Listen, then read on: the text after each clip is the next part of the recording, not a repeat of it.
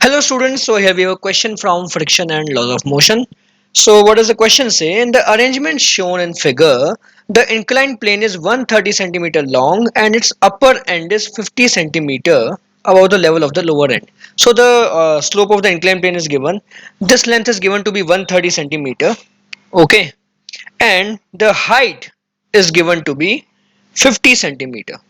Okay, so that means this is 50, this is 130, so the base will be how much? Base will be equal to 120 centimeter. We have a right angle triangle and these are the Pythagorean triplets.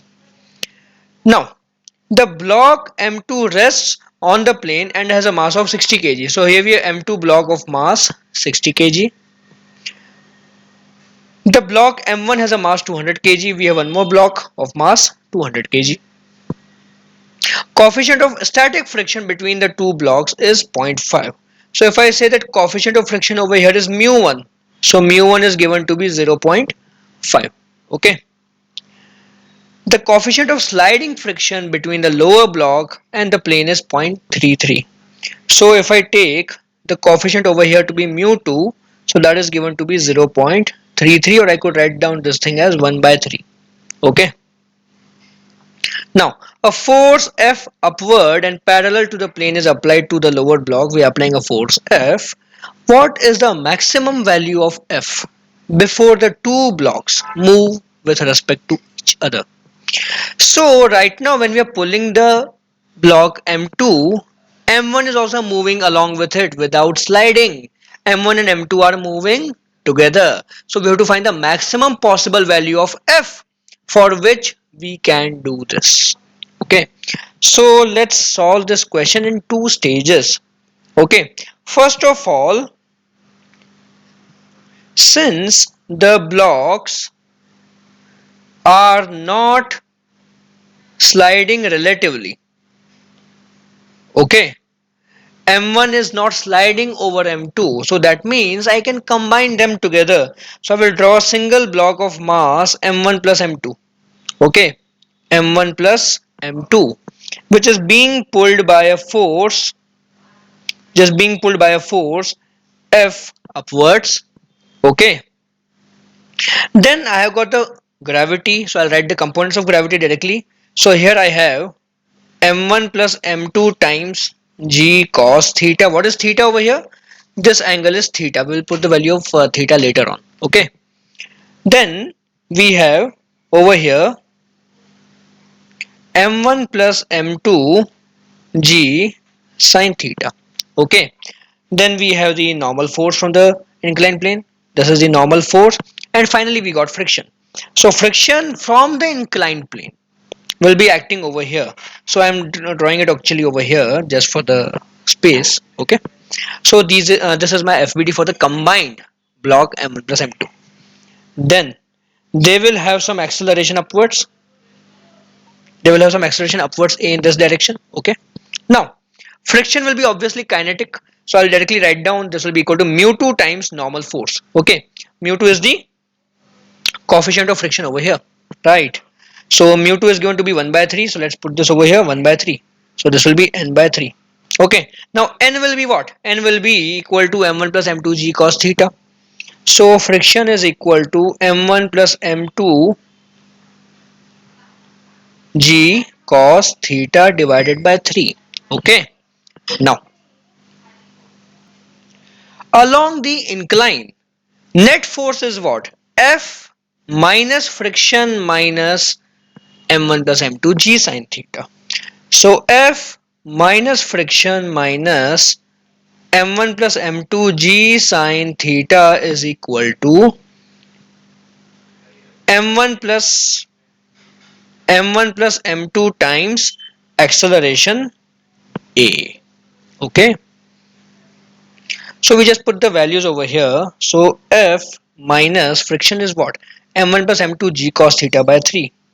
So m1 plus m2 g cos theta by 3 minus m1 plus m2 g sin theta is equal to, if I divide the equation by m1 plus m2, so let's divide the equation by m1 plus m2. So here I'll get f by m1 plus m2 and that will be equal to a. So this is the acceleration of the system.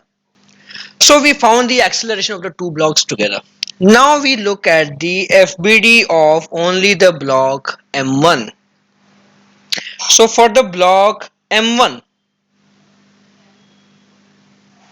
okay, there are only like four forces actually.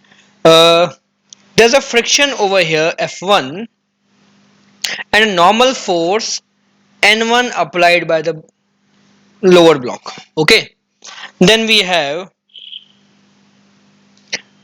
M1G sine theta. Sorry, this will be cos theta. I'm sorry.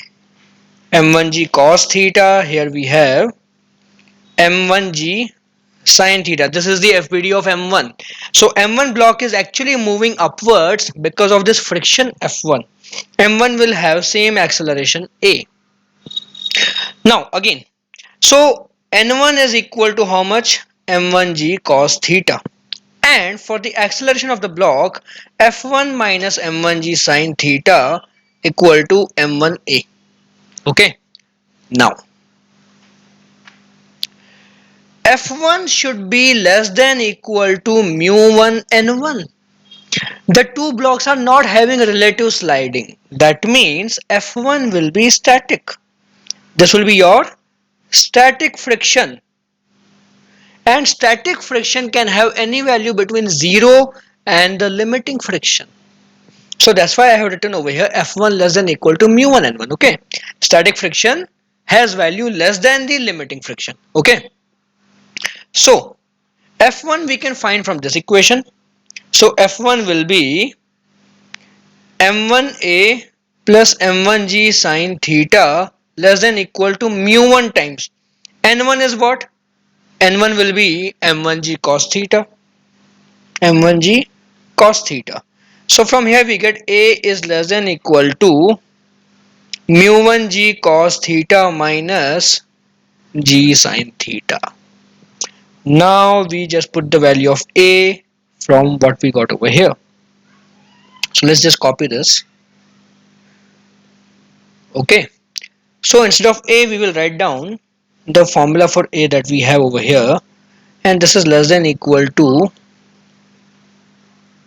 okay. So this is what we got now. Now we just need to rearrange this equation.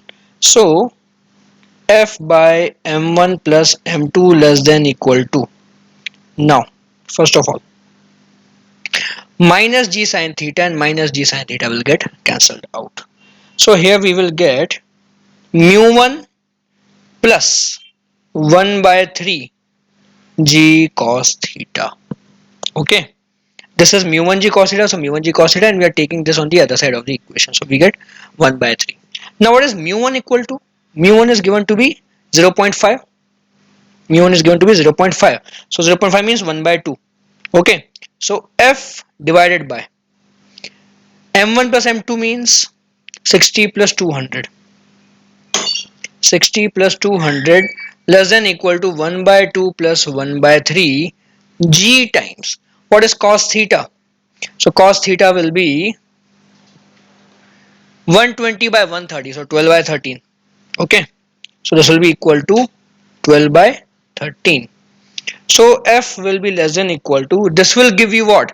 5 by 6, and let's take G equal to 10 times 12 by 13. Okay, 5 by 6, G is 10, 12 by 13. So, and then we have 260 to be taken on the other side. So multiplied by 260. Now just we need to simplify this. So 13 times 20, 6 times 2, 12. So you will get F to be less than equal to 5 times 4, 20, and 2 more zeros, 2000 Newton. So the correct answer will be option A. That is the maximum value of F. Okay.